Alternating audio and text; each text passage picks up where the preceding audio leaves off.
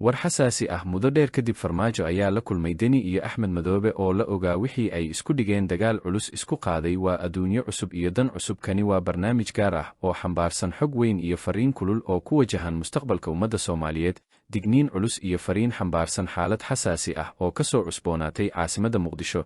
Waxaan maanta markhaati ka nahay kulan masiiri ah oo gilgilay derbiyada siyaasadda dalka, kaas oo dhex maray madaxda sare ee dowlad goboleedyada Puntland iyo Jubbaland, Siciid Cabdulaahi Deni iyo Axmed Maxamed Islaam. Kulankan oo ahaa mid weyn oo diiradda lagu saarayay masiirka malaayiin Soomaaliyeed, waxa uu daaha ka rogay xaqiiqooyin ruxaya qulubta shacabka, maadaama dalku uu qarka u saaran yahay hubanti la'aan iyo qalalaase amni oo ka dhasha khilaafaadka doorashada iyo dastuurka.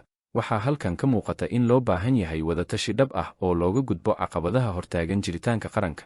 Imaanshaha labadan madaxweyne ee caasimadda Muqdisho waa fursad dahabi ah oo ay tahay inaan la lumin. Waxaan ku dhiirigelinaynaa dadaallada loogu jiro in la gaaro heshiis loo dhan yahay, kaas oo looga badbaadinayo dalka godmadow iyo kala qaybsanaan dhimasho keeni karta.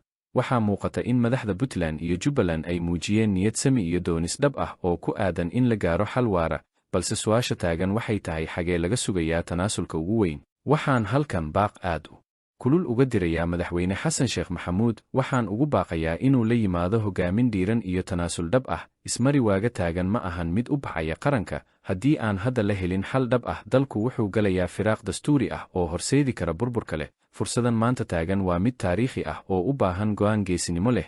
Dhanka kale waa inaanan marnaba ilaawin dadkeena tabaalaysan. Xaaladaha siyaasadeed ee cakiran ee dalka ka jira waa inaysan naga mashquulin gurmadka walaalaheena ay saameeyeen abaarta daba dheeraatay, kuwaas oo u baahan gacan qabasho degdeg ah. Waa in la muujiyo tallaabooyin cadcad oo wax ku ool ah si loo badbaadiyo nolosha dadka tabaalaysan. Soomaaliya waxay u baahan tahay midnimo iyo badbaado.